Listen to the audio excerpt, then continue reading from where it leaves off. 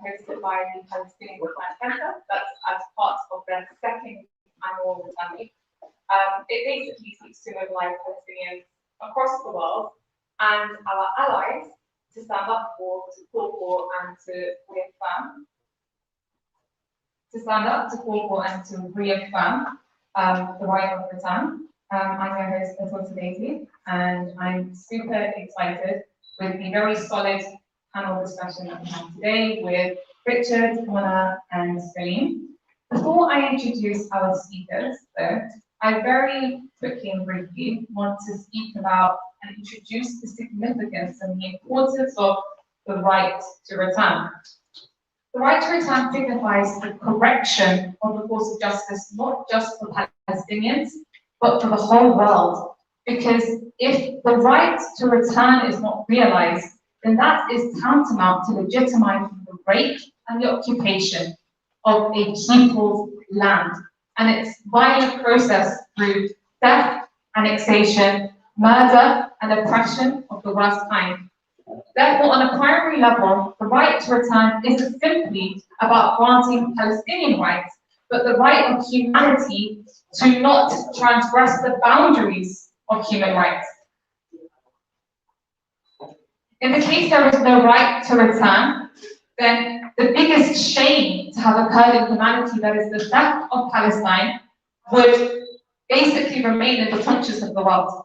If there is no right to return, the human values would be stripped to nothing, because the narrow interests of the superpowers to create a state at the detriment of another people has occurred at the expense of human values. And when values are reduced to nothing, and is occurring at the principles of expense and values, and there is no accountability, then that is the recipe for arrogant powers to repeat the aggression to get away with it. The shame that is occurring in Palestine needs to be reversed, and the first step towards this is actually guaranteeing the right of return. And without this reverse and granting the right of return, then the whole of humanity will suffer. Now, before introducing our speakers, if you do have any questions that you would like to address to our speakers, then there will be that opportunity towards the end via a Q&A. So just to introduce our first speaker, we have Salem Nusseibeh. So he is currently the president for the UCL Students for Justice for Palestine, and he's an avid supporter for Palestinian human rights, and Students for Justice for Palestine have been doing amazing work on the ground, very unapologetic across universities despite all the censorship that they're facing. So thank you very much.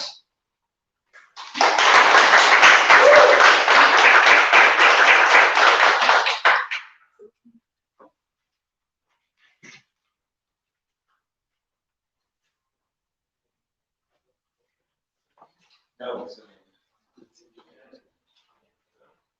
it's not there. Hopefully, you can hear me. No, it's not. It's not. Oh, sorry.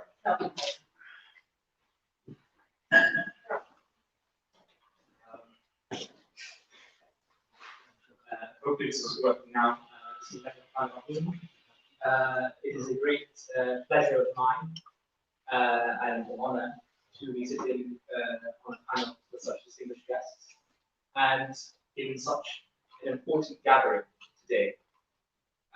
There will be much probably spoken on the right of return by our distinguished guests and by the panelists, but I want to shed a light on it as a Palestinian.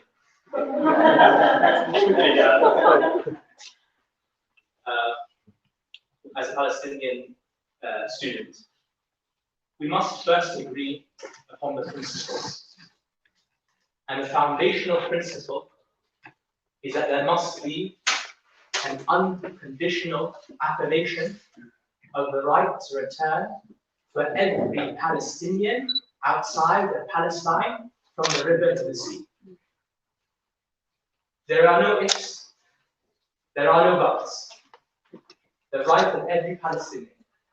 Here we do not speak only about those victims of overt ethnic cleansing, the victims of the Nakba, those Palestinians who live in squalor in Lebanon, in Jordan, in Syria, in Egypt, reduced at best perhaps to second-class citizens.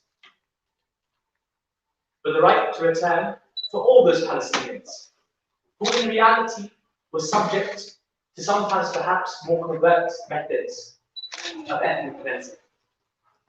The creation of socio-economic conditions so oppressive, so draconian, that Palestinians fled across the globe, to Europe, to North America, to the Gulf states, seeking a better life. All of them have a right to return. I want to emphasize that what we are speaking about here is not a utopian ideal. If it were, then there would be no Israeli law of return. According to them, the disparate peoples of the Jewish people have a right to return after thousands of years from all across the globe. They see that as realistic enough to be implemented in law. And how many thousands have come to Palestine and settled? So if that was realistic, then what of the vast majority of exiled Palestinians who live in neighboring countries? Jordan, as I mentioned, Syria, Lebanon. It is not impossible for these people to return. It is very much realistic. I also want to warn you about the notion of realism. Because when we talk about Palestine, lo and behold, many people become skeptics and cynics, conveniently so, perhaps. But in reality, it is not idealistic. It is about the will. This is a matter of will. Where there is will, one can change the reality that one is subject to. You know, realism, which has shaped Western, or supposedly shaped Western foreign policy for the last few decades, embodied in the likes of Kissinger, it's not really realism. Kissinger was not following a policy of realism. He was following a policy of American idealism. What's that idealism? To subjugate, to exploit, to oppress, to tyrannize, all to achieve America's aims across the globe. That is the American ideal. But they veiled it in a nice package called realism, so that we'd be fooled. Unbeknownst to us, we'd be saying we can't do this or that. We can't secure our basic human rights. Human rights enshrined in UN Resolution 194 and reaffirmed in another resolution as an inalienable right.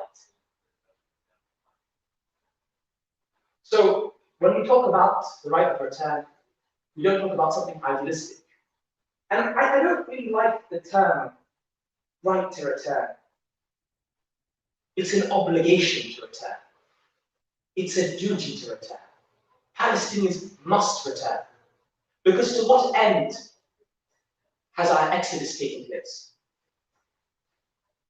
Our exile, our fleeing the battlefield, being locked up, our land being taken from us. We just saw recently the news about Gaza.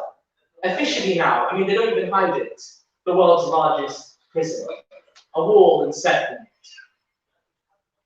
To what end? I'll tell you very clearly. The end is that the Palestinians remain a subjugated minority.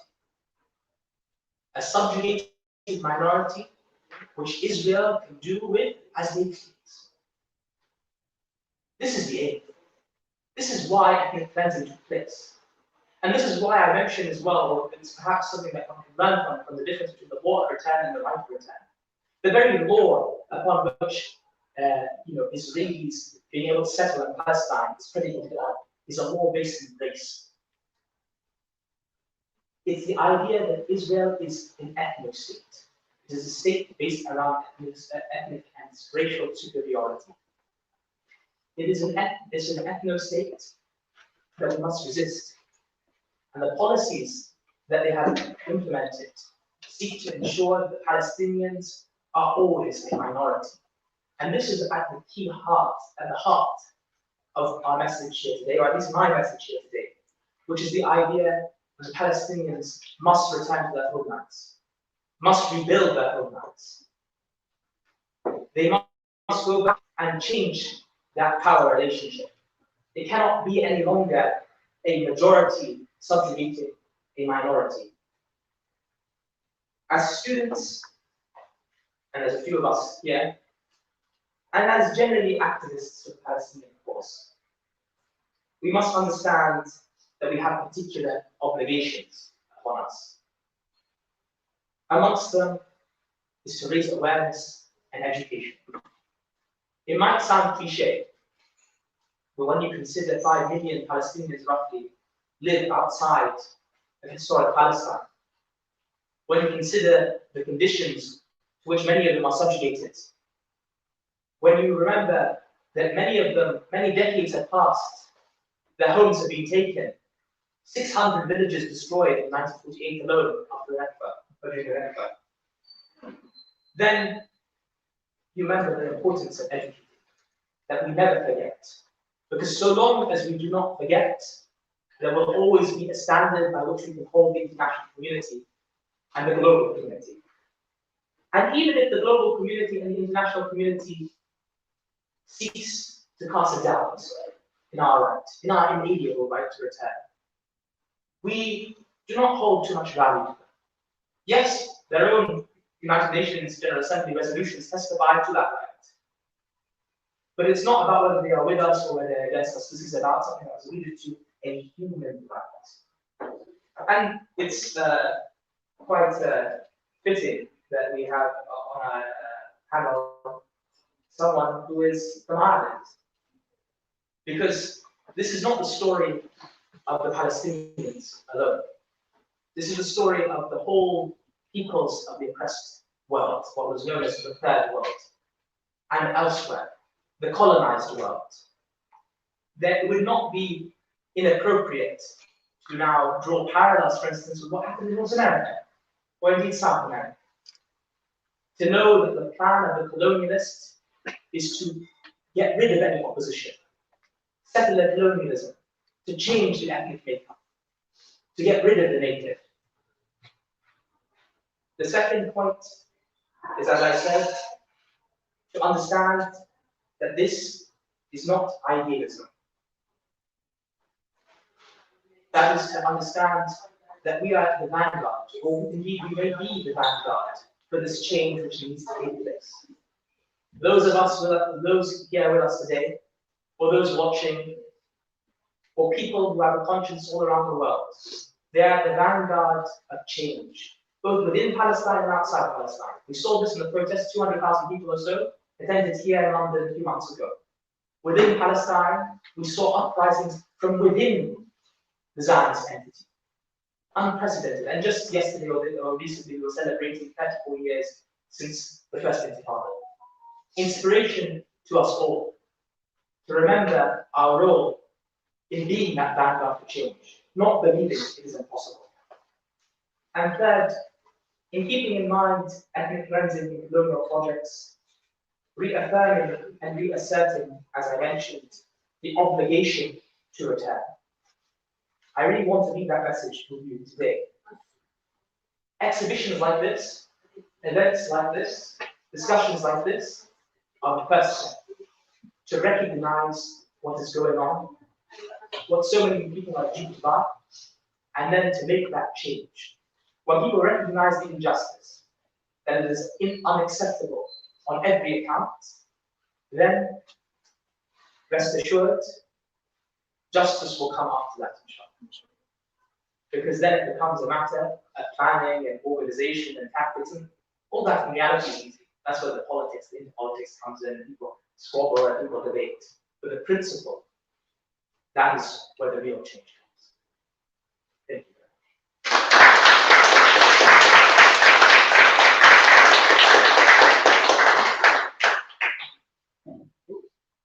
Thank you very much, Sameer, for that very, very powerful exposition of actually reminding us about the importance of our personal responsibility and duty towards this very, very cause, and the idea that actually oppression itself is not sustainable, so it will not last.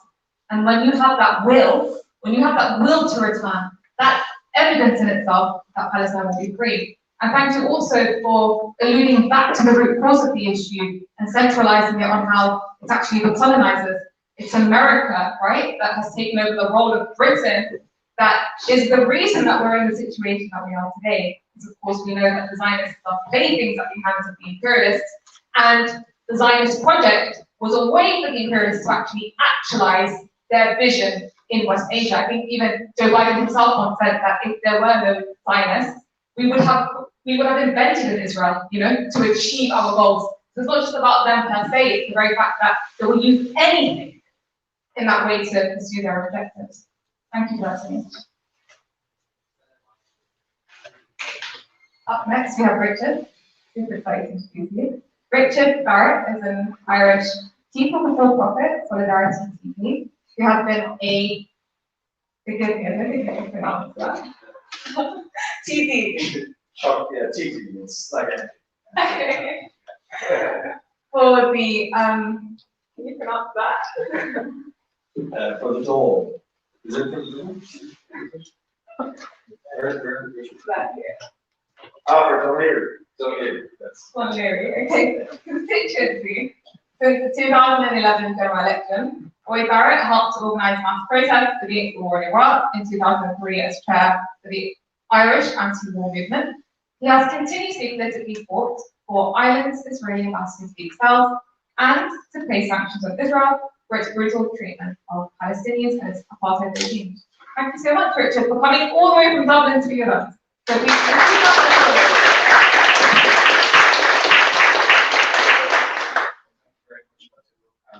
thank you very much to the Palestinian Rights Centre.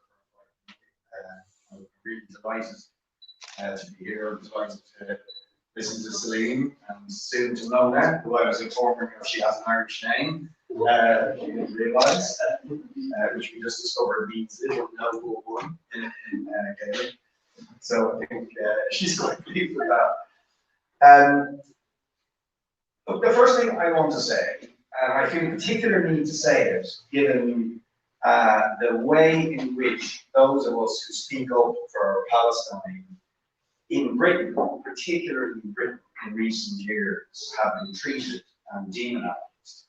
I feel the need to say right at the outset that Israel is a racist apartheid state that owes its existence to the brutal ethnic cleansing of the Palestinian people and maintains its existence through a cruel system of apartheid and racism and ongoing ethnic cleansing of an entirely innocent people.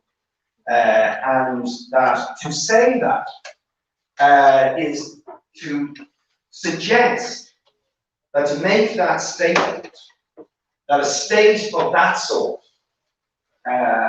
does not have a right to exist, is somehow a statement of anti-Semitism, is the greatest example of victim blaming I could ever imagine.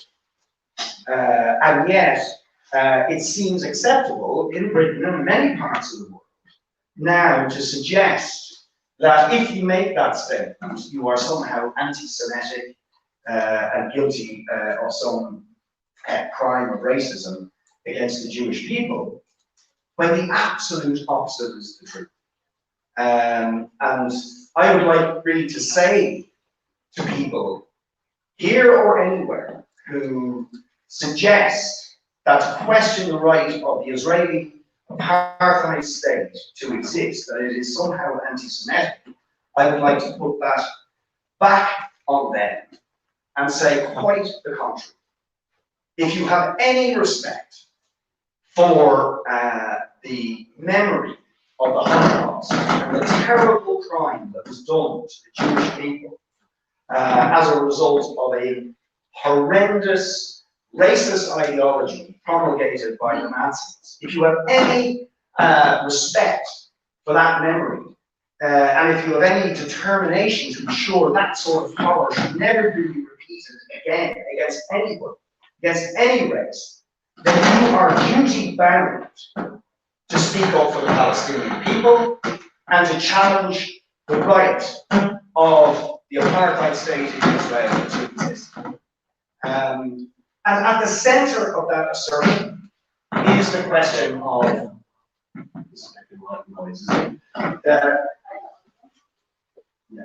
at the center of that assertion is the question of the right to return. Both in terms of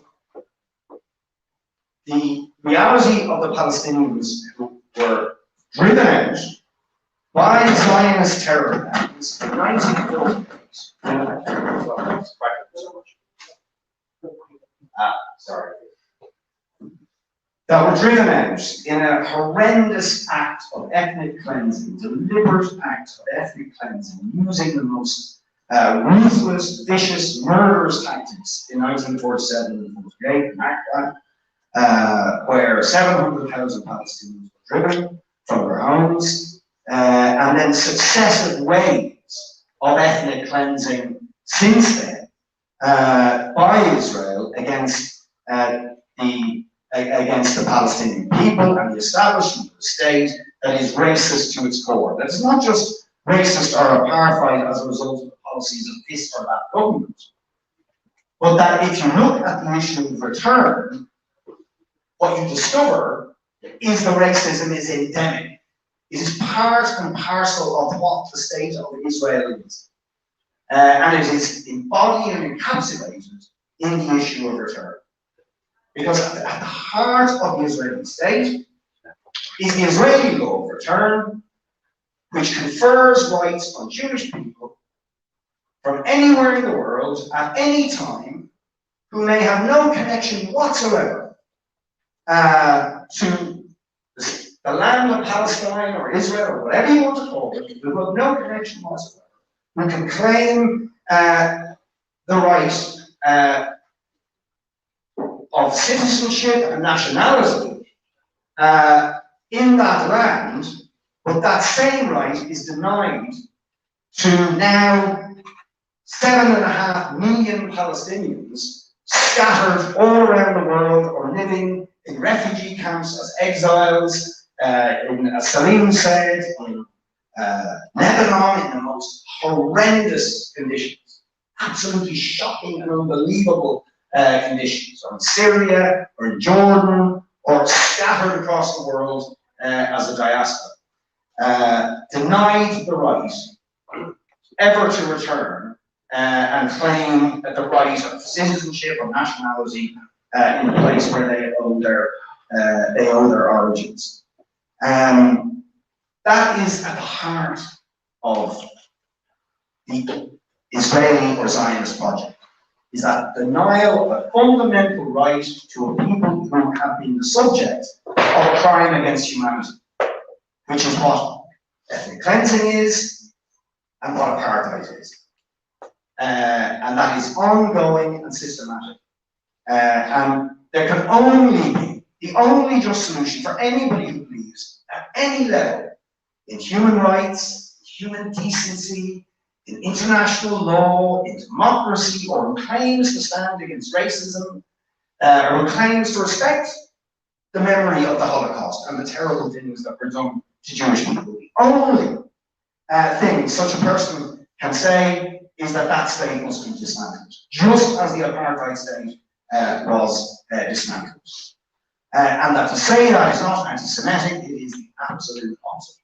It is about vindicating human rights and decency and justice and self-determination and freedom and everything that any decent person should want to fight for and believe in. And this is something that is not so hard to say in Ireland, as sadly it has become in Britain and elsewhere. You say these things because this is the history with which we are very familiar. And the overlaps between the history of the Palestinian people and the suffering and persecution that they have had visited on them and that they continue to suffer is a story that remarkably parallels our own history. And indeed is not an exaggeration to say that in many ways the model of oppression and persecution and apartheid that has been and is being inflicted on the Palestinians is a model that was developed in Ireland.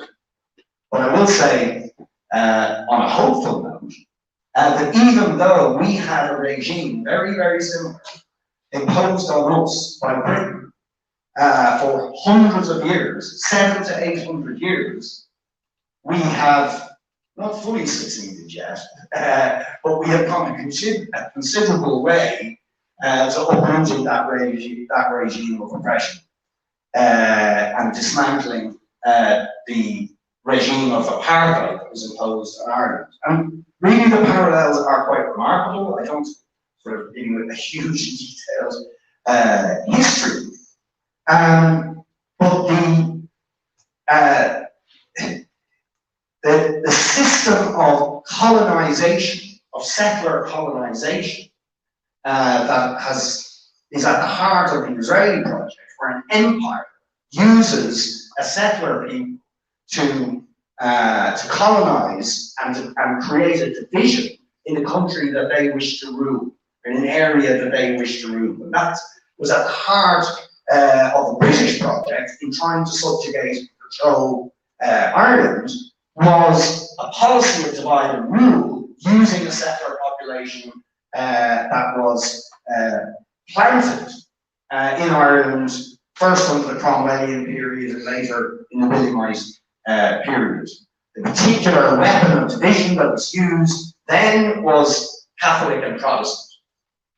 All human beings, of course, but where religious division is used as the weapon to divide and rule the Irish population. And then a set of laws, known as the penal laws, which systematically then discriminate against the Catholic population in favour of the Protestant population in order to inject into the Protestant minority population the idea that they are superior to the Catholic population and that therefore the subjugation of the Catholic population is justified. To dehumanize the Catholic population as somehow lesser human beings and therefore to justify the colonial subjugation of that people. And in fact,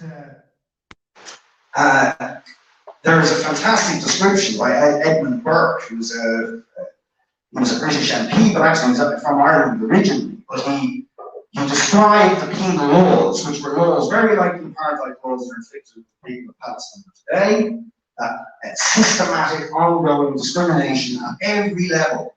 And he described them as a, if I can read my own writing, a machine of wise and elaborate contrivance, as well fitted for the oppression, impoverishment, and degradation of a people, and the debasement in them of human nature itself, as ever proceeded from the perverted ingenuity of man.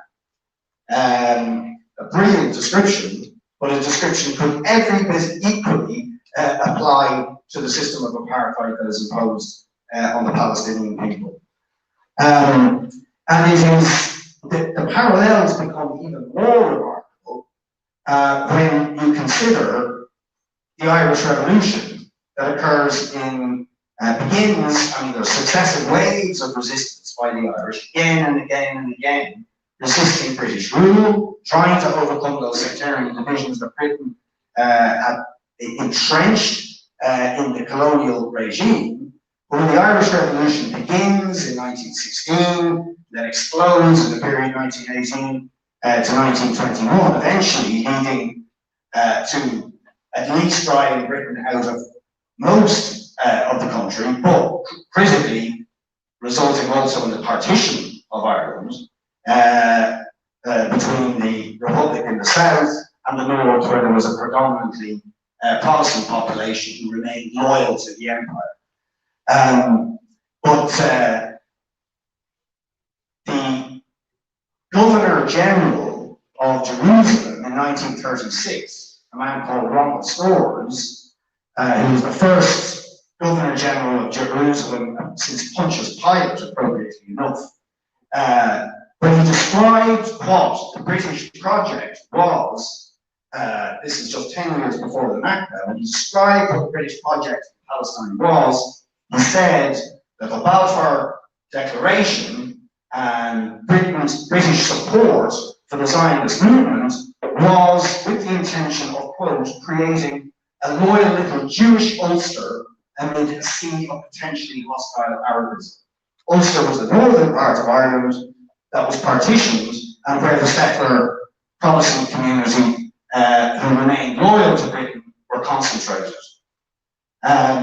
So in the very, very same way that sectarian division, racist division between Catholics and Protestants formed the basis of how Britain sought to subjugate Ireland and to prevent the Irish Revolution from being fully successful. At the heart of it was this divide and rule tactic, and precisely that tactic, and indeed many of the same individuals who had developed those tactics and those strategies in Ireland would then move directly from Ireland to Palestine after causing havoc. So Balfour had gained fame in Ireland in 1887 for opening fire on demonstrations by small farmers fighting for control back of their land, to take back their land from British landlords who controlled it.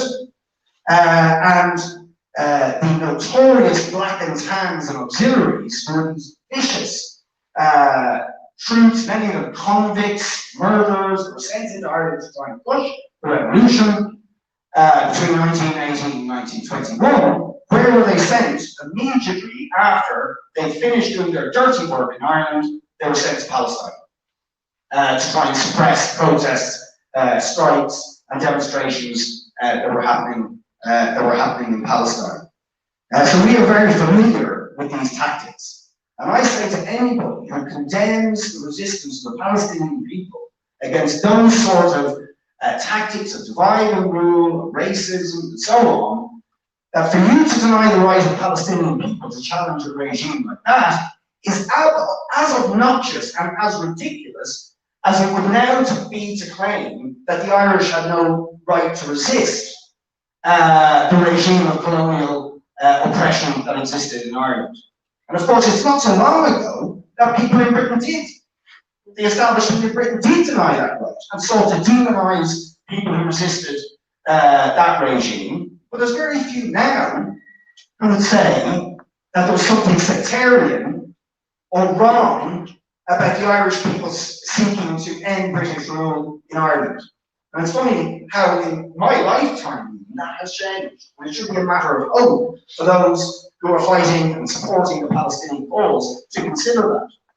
When I was a teenager coming to London, the Irish were disgusted. We were subject to racist stereotypes. We faced regular harassments. We faced many of the sort of casual racism that Muslim people face today. But that has changed a lot. Because, of course, it wasn't the Irish who were to blame. We weren't the problem in resisting. It was Britain who were the problem in maintaining an obnoxious sectarian regime and a completely unjustifiable colonial subjugation of a people that they were trying to rob their resources and control their country. And so I really ask people, I know I don't have to convince people here, but I think we have to convince people in Britain and elsewhere that to somehow deny the right of Palestinian people to challenge a regime as obnoxious as the Israeli regime is as ridiculous as to suggest that the Irish people had no right to oppose the sectarian regime that they had imposed in Ireland and that which Ireland has largely, although not fully, liberated itself. And the last point I just want to make is the importance of art in all of that, and why I'm particularly pleased to be at an art exhibition about the right to return. Because absolutely central to the successful Irish Revolution was an imaginary, was imagining the liberation in literature, in music, in culture, and in art, just as is being done with these wonderful pieces of art around here. Political resistance is not just about demonstrations, about the placards, about political debates, about taking up arms, although it can be and is, about all of those things at various points in time, but also critical to the Irish Revolution was the imaginative reclaiming of Ireland through literature and music and art. Literally retaking Ireland and remapping Ireland through the imagination.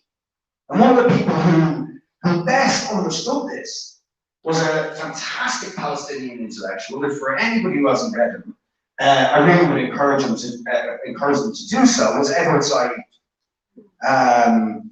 And he wrote a brilliant piece. He was collaborating with Irish intellectuals and writers and artists in a project called Field Day Project, where he wrote an absolutely brilliant pamphlet about W.B. Yeats, the Irish poet, who was one of the chief figures in what was called the Celtic Revival, the Irish literary revival that, if you like, presaged the revolutionary movement that was to drive Britain out of the 26 counties, at least during that period between 1916 and 1921, and of which people like James Joyce were a part. Their politics were quite different, it's important to say, but all of them were doing a similar thing, even from slightly different perspectives, and there's always different political perspectives.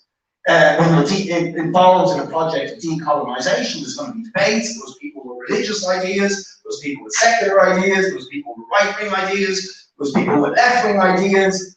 But what all of them were engaged in was in retaking Ireland through the imagination, and that presaged the actual political movement of liberation.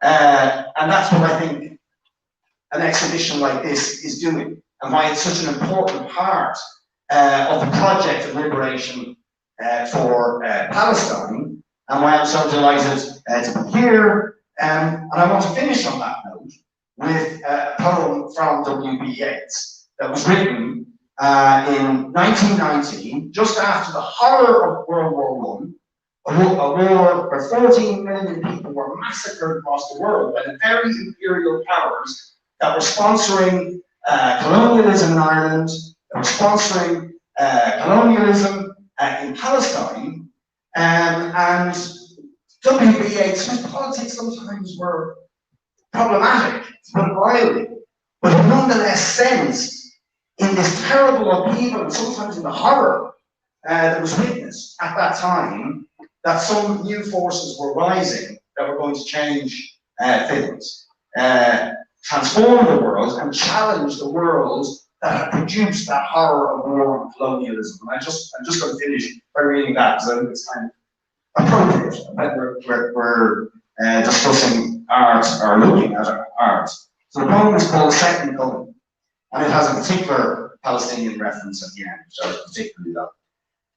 Turning and turning in the widening gyre, the falcon cannot hear the falconer. Things fall apart, the centre cannot hold. Mere anarchy is loosed upon the world. The blood-dimmed tide is loosed, and everywhere the ceremony of innocence is drowned. The best lack all conviction, while the worst are full of passionate intensity. Surely some revelation is at hand. Surely the second coming is at hand. The second coming? Hardly are those words out when a vast image out of Spiritus Mundi troubles my sight.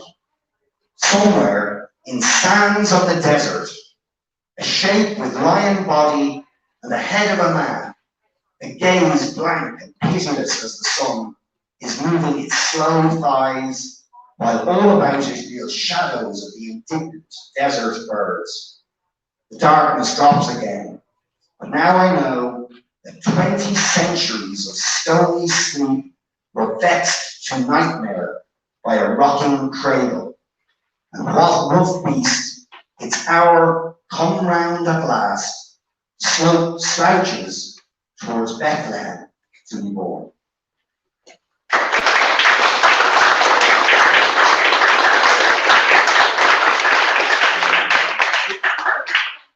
Thank you, Richard, for that very powerful exposition, and specifically how you raise the parallel contrasts that you see, because obviously the perpetrator is the same, and their tactics are obviously going to be very similar. And it's always important to center back the Palestinian struggle for justice as the world superpowers conspired to uproot the Palestinian people. Let's never forget that. Like, it wasn't just the case that Britain handed over this project to the UN. You had the US that was the first entity to actually recognize the legitimacy of what was then called Israel, right? As this project. And you have the USSR that followed suit as well. So you have the whole world superpowers coming to conspire to uproot the Palestinians. That in itself shows you the magnitude of the oppression. Also, thank you very much for, as a politician, I highly respect the fact that you're coming out here and you're exposing the witch hunt of anti-Semitism for what it really is. That's being used as a political tool. The suffering of the people is being used as a political tool to stifle any kind of criticism or debate onto the perpetrators of aggression. This is something that unfortunately many politicians hesitate to speak about. We know obviously Jeremy Corbyn was thrown right under the bus. He went from being second to becoming prime minister to then relegated to being thrown out of his party. That's how bad the witch hunt against anti-Semitism was. We had others like Chris Williamson and Jackie Walker who were completely just thrown out of the party simply for just advocating for Palestinian rights. So thank you very much. It's a very, very honourable position to take, despite the price that is paid for the process. Up next, we have finally Shtaya. Mona is a Palestinian digital rights defender. She's working as an advocacy advisor at Hamla, the Arab Center for the Advancement of Social Media. She is also a partner scholar for both Sari Foundation and Championing Awards Scholarship for 2021-2022, and is studying an MA in Social Media and Digital Communications at the University of Westminster. Mona had worked previously with several civil society organizations. She was the Community Outreach Coordinator of Transparency for Palestine, the National Chapter of Transparency International. Please give a huge round of applause to Mona.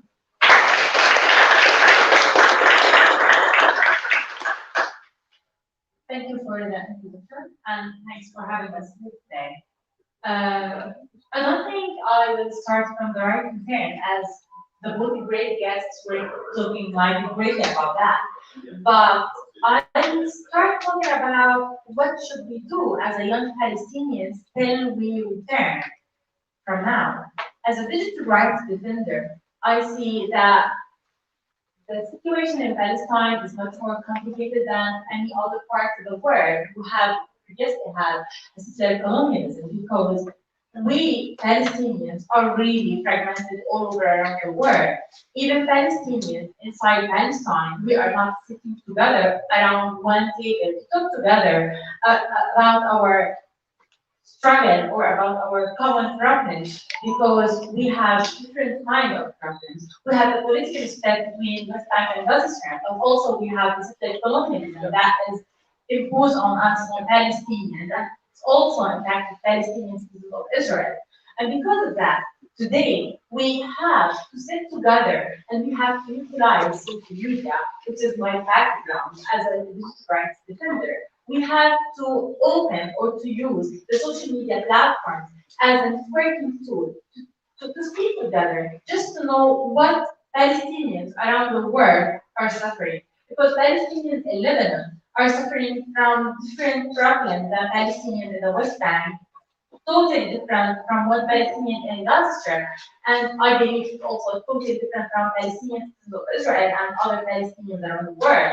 But the fact that we are living in that fragmentation, we sometimes are forgetting that our brothers and sisters, Palestinian brothers and sisters, are having different problems because they are different, living in a different places around the world, and they have different implications and they have other situations that they are living. Because of that, sometimes we are forgetting, let's say, the collective memory, the collective visualizing for the return, and just focusing on our daily life without thinking about the long term and the right return.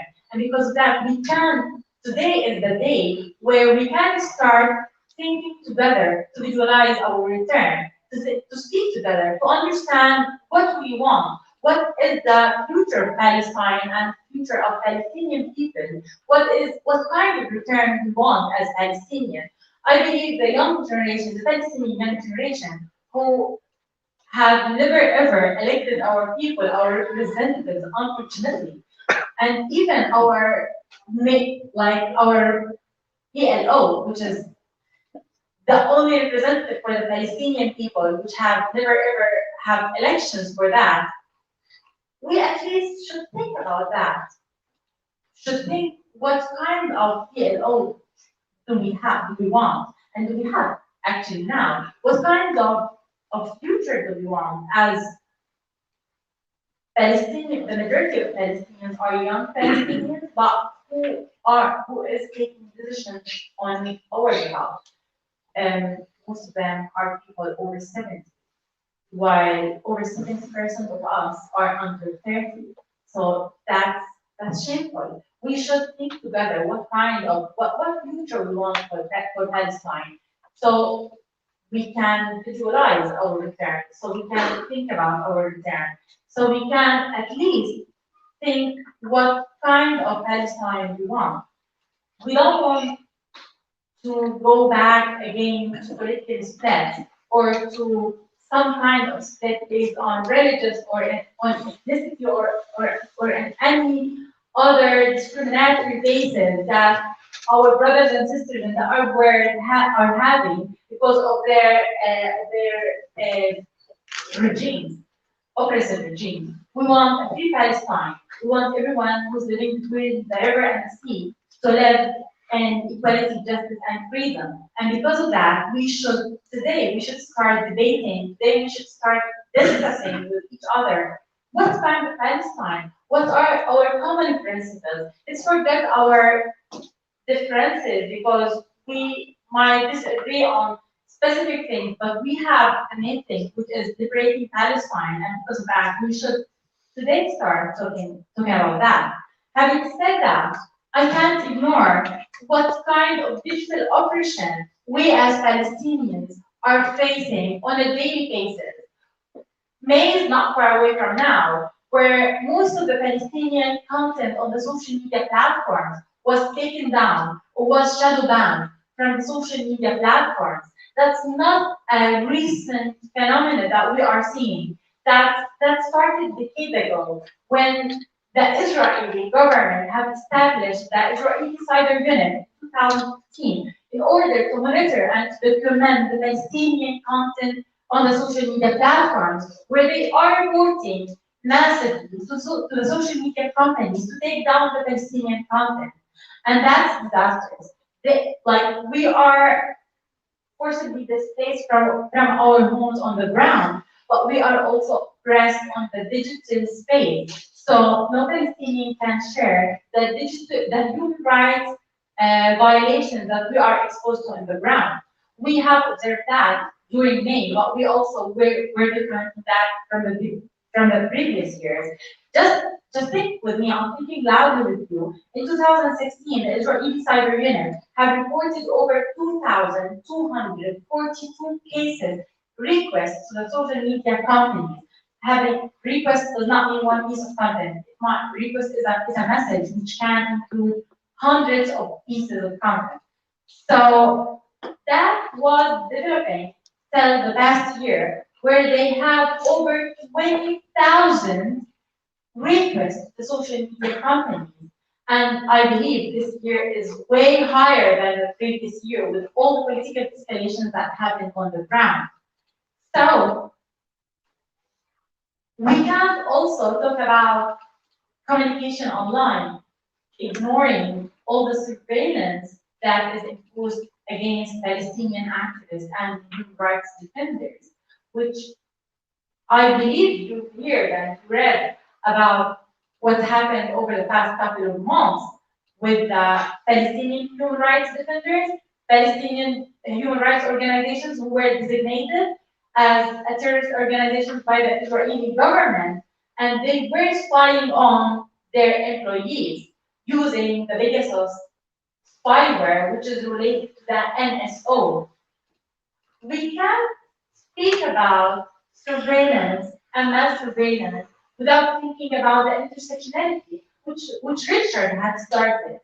Israel is now profiting from the occupation. They have developed themselves. They are not only occupiers, they are also exporting this kind of surveillance. They are exporting oppression worldwide, specifically to the Arab regime and also to other oppressive global south regimes, where they are using these surveillance technology to oppress their people, to silence them and prevent them from criticizing their regime. So this is like a whole chain of, or an infinite chain of discrimination and settler colonialism thinking that they are exporting around the world. Having said that, we can't think about liberating Palestine or about return without thinking how we could and we should connect with other people's struggle around the world. We can't think about return without thinking how people, like in May, while the attack was on Palestinian digital rights and Palestinian content, our comrades on Colombia, the indigenous people there, who were protesting and taking the streets, also they were facing the same kind of digital oppression from the social media companies. And when we coordinate together, when we have such coordinated actions, Instagram have sent or have published a statement where they apologize for Palestinians in Sheikh Jarrah, as well as the indigenous people of Colombia.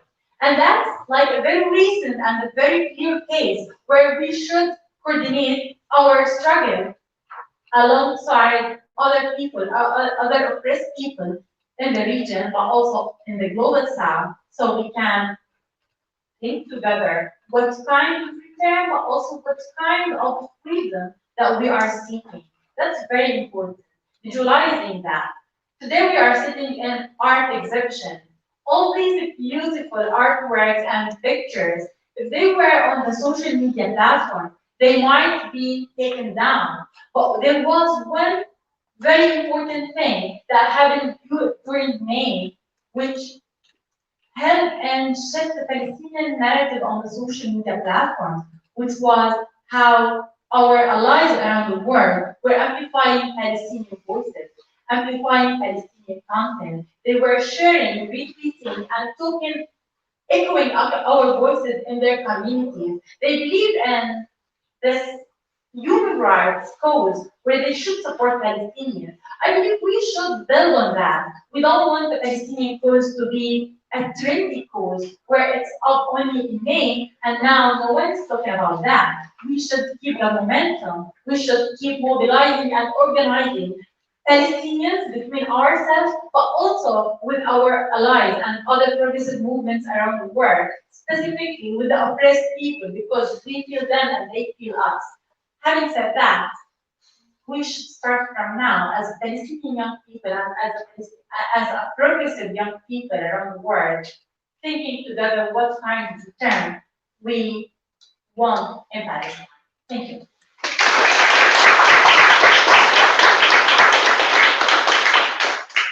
Thank you very much, Mona, again, for that very powerful exposition. Specifically, centering it back to the importance of unity around the Palestinian struggle. How we need to put all our differences on the side and unite on the fact that Palestine needs to be liberated by any means necessary, and actually searching for what is the best way to liberate Palestine. Of course, armed struggle and armed resistance is at the very heart of that. Also, when you mentioned Facebook and other social medias with their censorship, I mean, it's no surprise you have swathes of members of the IDF, or rather the IRA, who actually work for Facebook and work for these kinds of platforms. So that kind of collaboration and that collusion, of course, is only a necessary product and a direct product of that. Okay, we have around a few minutes, I should say. I'm happy to extend the time a little bit more because, of course, questions and answers are very important. Does anyone have any questions? And I'll allow the mic to go around. Just put your hands up if you do. Okay, then I think I shall start by asking a question. Yeah, I want to prioritize the audience as much as possible, but yeah, please, if you can have that. Hi, my name is Reem. It's a question, but it's also kind of a comment from a devil's advocate. So I'm all for social media and using social media platforms to talk about Palestinian rights and violations in Palestine. And I was here in May when things were happening in Palestine, and then I was in Palestine a week later when things escalated. And while I think it's very useful to use these platforms to inform, I'm not sure who we're targeting or who we're talking to. I think we all have our own circles, whether it's a circle of 6 people or 600 people. And most of the time, you are exposed to people who are very similar to you in kind of ideology and beliefs. And having lived in 3 countries over the last 10 years, I must say that 90% of my social contacts have more or less similar views on Palestine. And I've decided that I'm not going to engage in any of the social media platforms talking about Palestine.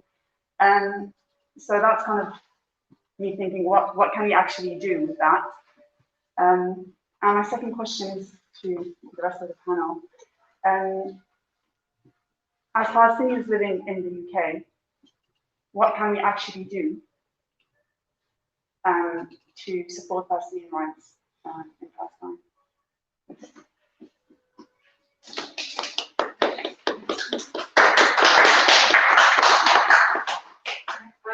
I think I've some of the others that answer the questions first. I mean, Mona is the expert on social media, so I do think you have a serious point. That's why I'm hoping Mona, as the expert, will have an answer to that. But there is a problem with just talking to the bubble. There is a problem, and I think the left generally, not just the Palestinian cause, I think people who are fighting for progressive change around the world need to have a realistic assessment. I personally think it can be an important tool, and I think it has been an important tool at particular moments in time for getting word out in a way that can mobilize people. But it is not a substitute for the real organization and networks that you need on the ground. That's the way I would look at it. So I think we should use it, but we should not imagine that because 50,000 people watch a video, that in and of itself is going to bring the change. If 50,000 people watch a video which says meet at Trafalgar Square and 50,000 turn up, then that's been a very useful exercise. So that's the way I would look at it.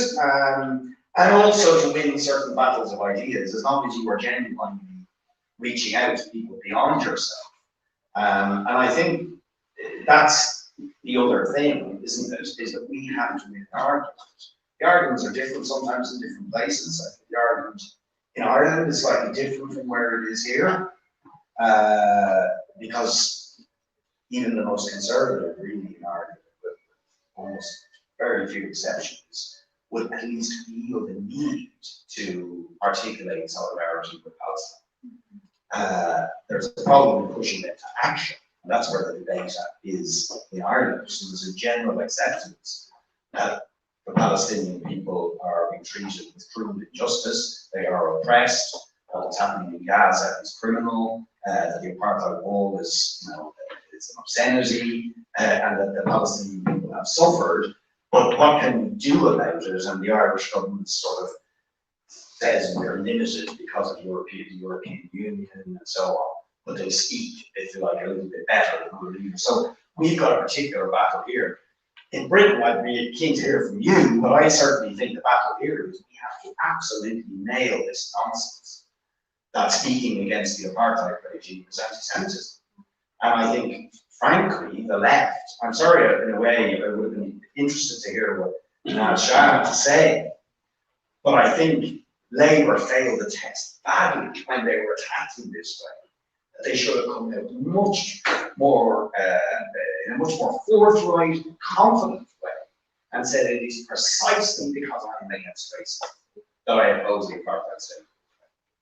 And I will not suffer for 1 second an accusation that I'm anti-Semitic for saying that, and confidently explain about the ethnic cleansing that the Palestinians have suffered, the apartheid regime that is imposed on them, and that apartheid has no place in the civilized world, whether it's in Palestine, whether it's in South Africa, or anywhere else. And to be confident in saying that. And we need people here who are confident to go out and do that, and not to be intimidated by those who are out to intimidate and cower those who support the Palestinian cause. So to me, and we've got to be imaginative about how we win that argument, but we've got to go out and be absolutely clear that is the argument that has to be made. And I think then you can deploy all sorts of means, whether it's artistic, cultural, social media, political meetings, demonstrations, organizing in colleges, organizing in unions. You know, there's many different aspects, but we need to be absolutely clear that we're going to nail that argument.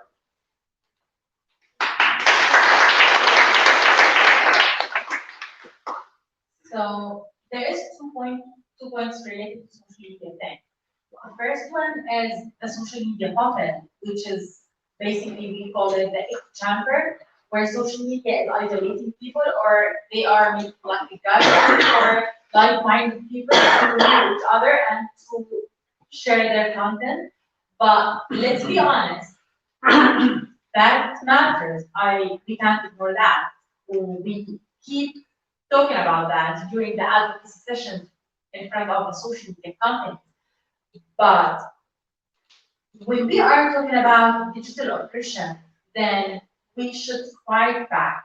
We can't leave the platforms for other people to fill the narrative, their narrative, the propaganda, the Israeli propaganda, which is usually either accusing activists as anti-Semitic, or they are sharing stereotyping about Palestinian people. Then we should be there. Over the past couple of years, even with the previous attacks on Gaza Strip, the narrative was not amplified like this year. And that's a positive change. And because of that, I was like thinking we should build on that. We should continue and keep the momentum, because this year there was Palestinian voices. They were amplified in the international industry. We have never ever seen the first page of the New York Times talking about Gaza children who were killed in war, in the attack, sorry. But this is the first year we have seen that. This is the first year where Los Angeles Times, Reuters, and other international mainstream media were talking about the digital oppression against Palestinians.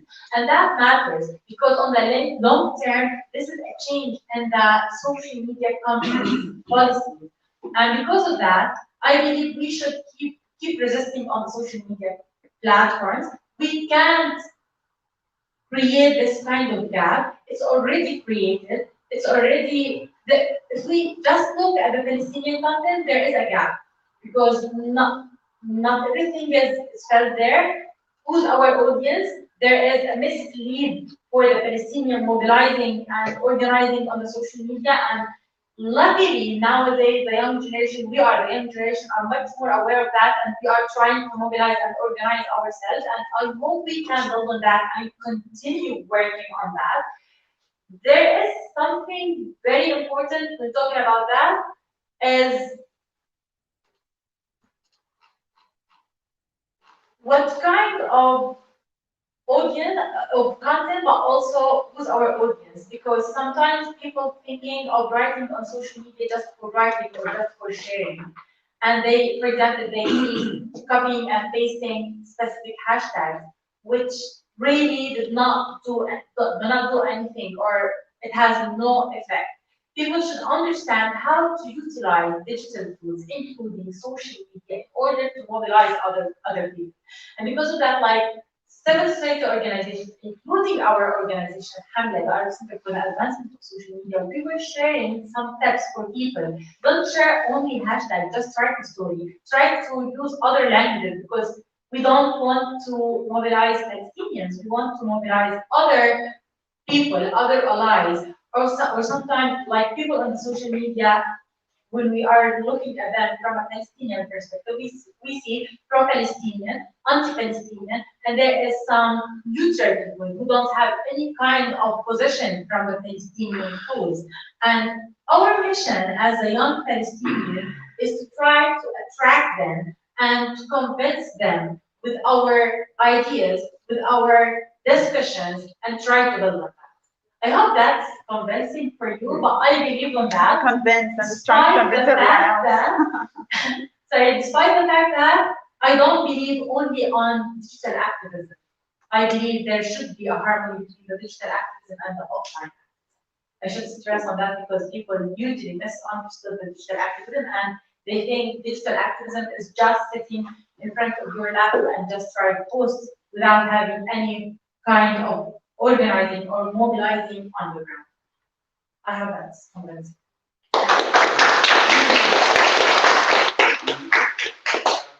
So I understand that the question itself, I believe, was, someone playing devil's advocate. I think that's useful. I think there's actually a great deal that we can do as Palestinians or as Palestinian activists in Europe, in the West, and in Britain in particular. Some of these points might echo the points that were brought up. But amongst them is consolidating that base. At the heart of every movement and organization is the base that's with you.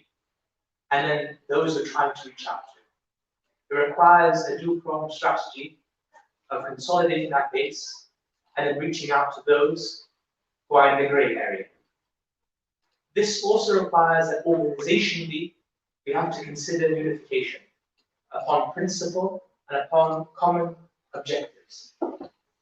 So the squabbling or the disagreements that come between smaller organizations needs to halt. And the youth have to be at the forefront of this, prioritizing particular realistic objectives that stem from those core ideals and values that we have agreed and united upon. There are other things that we can do that might be better known to us. Lobbying, writing letters to MPs, putting pressure, whether political, legal, social. All of these put pressure, all of them do harm. If they didn't do harm, there wouldn't be such a Zionist obsession about them. So every time you hear about complaints, about protests, about hashtags, you hear about silencing on social media, understand that it hurts. If it didn't hurt, they wouldn't care. And it's about also understanding that, yes, international solidarity is very important. Boycotting is very important. International solidarity plays an important role in that solidarity with South Africa, trying to bring down apartheid South Africa. But at the same time, we have to understand our place. The change fundamentally will come from within. Now we have to be that support from the outside. We have to be there to stand by them.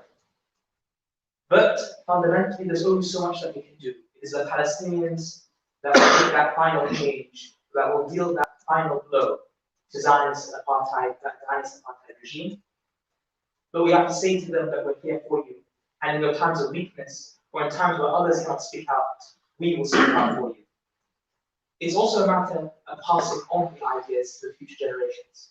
I mean, I just mentioned to Richard before that, for instance, I grew up with my father used to, he and I used to listen to Irish revolutionary songs.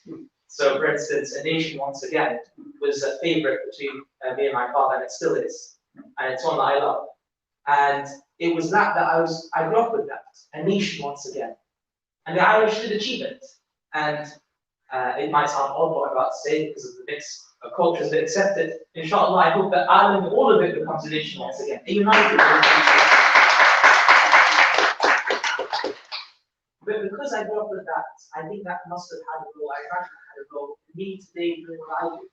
And believing that, yes, Palestine must be a nation once again.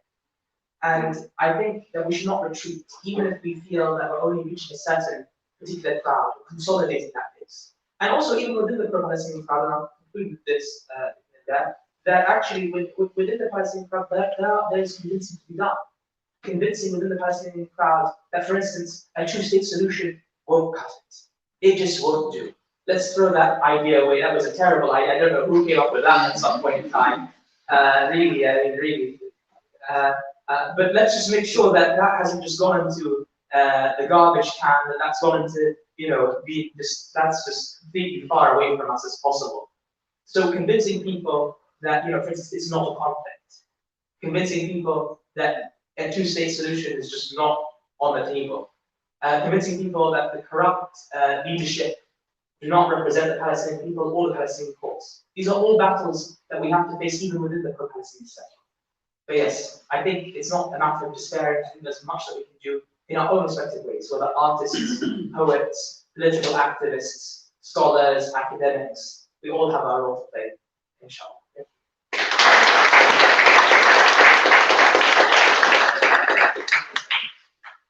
Excellent, absolutely. Very valid remarks. Any other questions? Yeah. I think that will be the last question. It's not a question, it's an observation. This t-shirt I've got on, I've had for absolutely years. My poll tax t-shirt is hanging on the wall, a piece of memorabilia, as is my my minus stripe memorabilia is now worth money. This t-shirt should be a piece of history. It should not be being worn still. It should be on the wall with all the memorabilia and stuff that I do about. Does anyone else have any questions or comments? Okay, in that case, then I'll just have a question.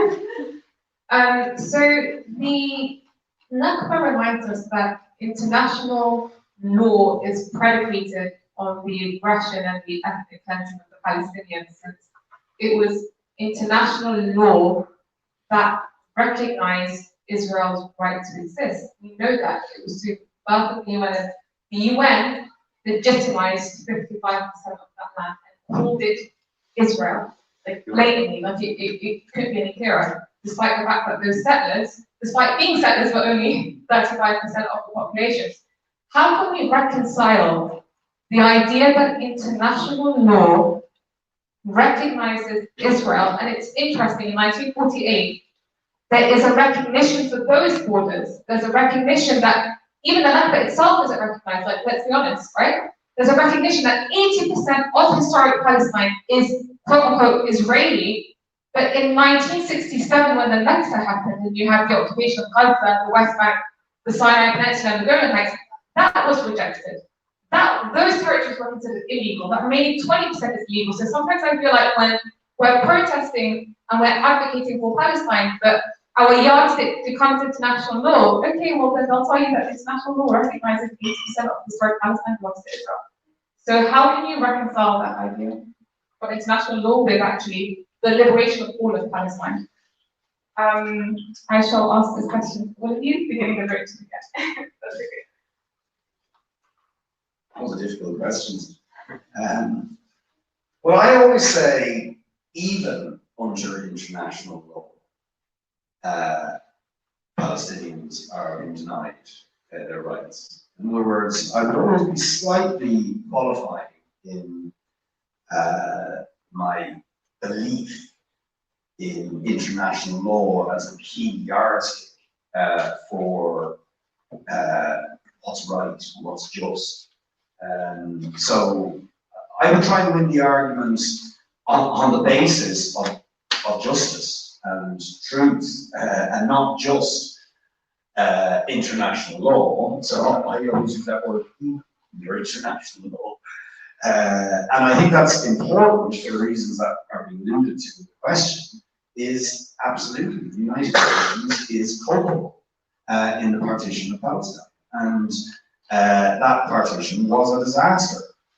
And I think, and it kind of relates to that, you know, one of the arguments we have to win is actually about how partition has always been a disaster. It was a disaster in Ireland, and that disaster, by the way, isn't over.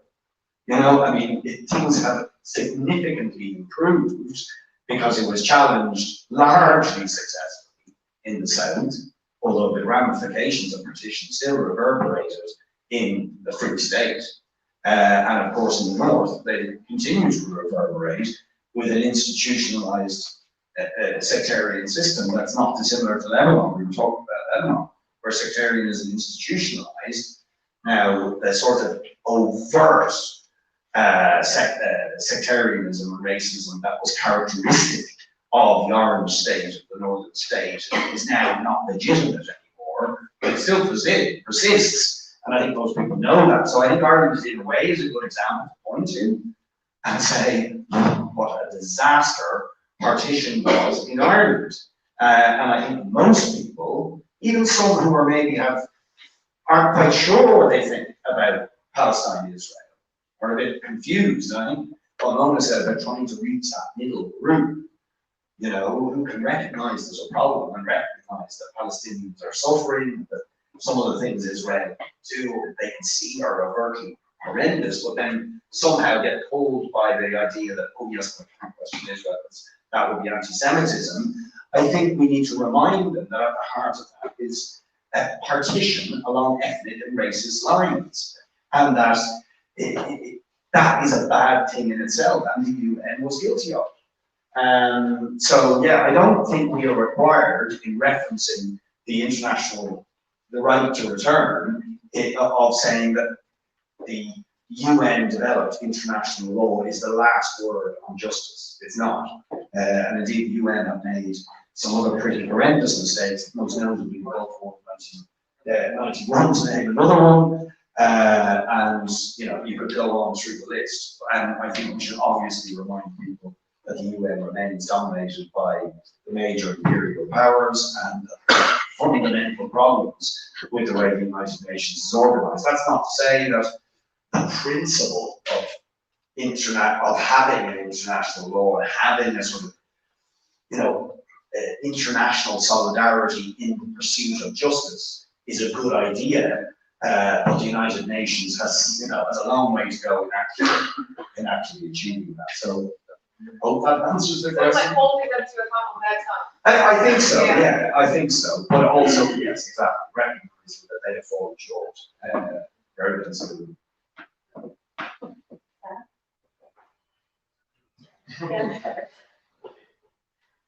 Yeah, I'd say it's not an easy question.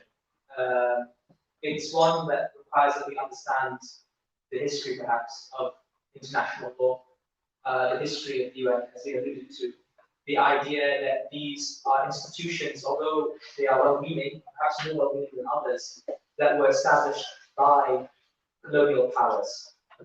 And this is why when you hear before you actually think about self-determination, it applies to some, not all, because it applies to some that they had in their mind when they were drafting it up, but not to the all that would serve to harm particular interests of colonial powers.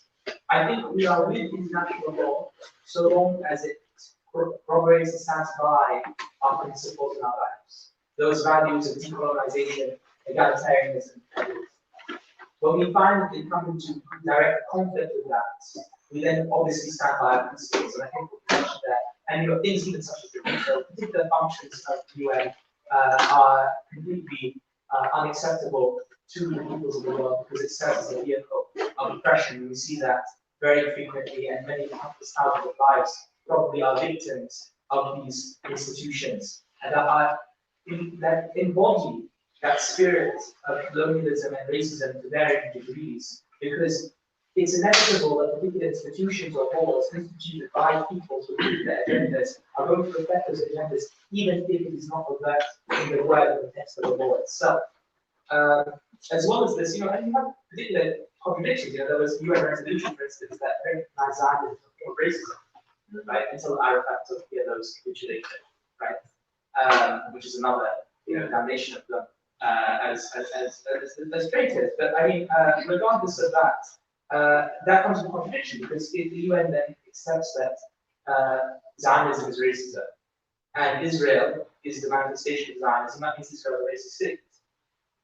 Right? So then what do you do? If you then say it's legitimate, racism is legitimate, and not only is racism legitimate, the state manifestation of racism is legitimate because the UN also previously agreed upon that. Then you have to pick between principle or the law that is enacted by some of the most bloodthirsty powers that existed and still, unfortunately, preside over much of the world. And I think that's a decision that we can very clearly decide on. We stand by our principles and by our values.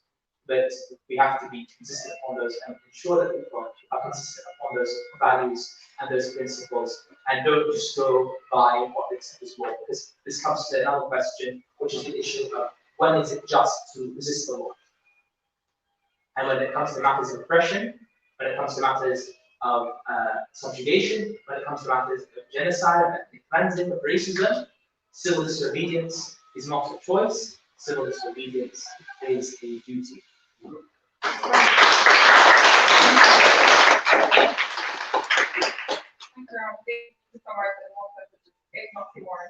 But yeah, So, in one sense, I really think over the issue, but I feel that our issue in Palestine should be thinking about living in equality, justice, and freedom. Maybe this should be a start, like the international law, despite the fact there is this kind of or counting after 1948 or whatsoever. At least we as human rights defenders, we can build allies and build on progressive movements to think about freedom and equality in Palestine. And then we can reclaim or rethink what kind of, or what is, to be honest, that's too complicated for now. Because we did not have, like our leadership is keep talking about two-state solution. We are living in a reality of one-state solution, but the international law is talking about something also different. So there is some kind of complexity. So because of that, I believe we should start from the reality that we are living in. Even starting with the international law is not a bad idea, and then till we reach that point, maybe we can think what's next. yeah. But see, the cut-off point is like if you recognize your occupier, then that's kind of like the red line there. Because if you're giving legitimacy to the one that's occupying you versus saying you want coexistence, when they don't want coexistence, then clearly they're occupying. That I think becomes the kind of cut-off point. That makes many people confused, you know. Can I just Yeah, sure. just briefly comment? I mean, this is a very good question, it really is, and I certainly don't have all the answers. We need to dwell on it a little bit, but I do think you can point to the contradiction. Because insofar as most people adhere to the idea of international law or subscribe to the notion that the United Nations is a good idea, then they expect consistency around key principles like vindicating human rights, opposing racism, opposing apartheid. And I think if you can establish those principles, then you can say, well, in fact, the partition in 1947-48, their acceptance of that, actually they fell far short of the principles they themselves promote. Now that's, I mean, I say that as somebody, that's, in truth, I am deeply critical of the United Nations. Okay, I think it's a major problem with the United Nations, and I'm not sure if it can ever be reformed, quite honestly, given its domination by the major imperial powers. But having said that, I think we can relate to the sentiment of people out there who believe there's such thing as a human right to self-determination, not to be the subject of oppression, not to be the subject of racism, to vindicate the idea of equality before the law. You know, and I think that's why people invest certain belief in the United Nations, even if in reality the United Nations is not that thing. It is often under pressure to say it is for that thing and to establish certain principles around that. I mean, some of the very good definitions of apartheid have actually come from the United Nations. And I think you can absolutely hang the apartheid state of Israel on the United Nations definition of apartheid because it ticks every single box. So, and I think if you can establish that, then you can go back quite easily and say what the United Nations did in 1947-48 in recognizing this ethnic racist partition of the land of Palestine was a pretty criminal mistake by the United Nations. So I think it's possible to begin with those principles and then bring it back to, you know, the crime of the Nakba and partition and legitimizing the Zionist movement. And 1948 happened because it represented their interests, whereas in 1967, the superpowers had no interest in Israel expanding beyond the 80% border, right? So it's like, then it becomes illegal. So it's illegal when it's not suiting their interests, but it's legal when so it's almost like the yardstick of the UN is the interest aspect for the superpowers, because it represents a compromise in their interests. Yeah. So, thank you very, very much for our dear panelists. You were amazing, very insightful. Many very important points that were raised that I think a lot of us will reflect on as the unity aspects of solidarity, mobilization, bringing it all back to the root cause of the issue. Thank you so much to our dear guests for attending, despite the walls, the changes that we're seeing around us, and making that effort. We really do appreciate it at the Return Centre. And not to forget that tomorrow is actually the final event within this whole week's campaigning. The session will be, I believe, with Salman Nusseibeh and Mika Khaled. I forgot who the third speaker was. It's Terry Rampal from the field. That's Terry as well, yeah. So it's a very strong panel, so please do tune in to the Return Centre. It should be on YouTube, it should be on Facebook as well. And yeah, thank you so much for coming. Thank you very much.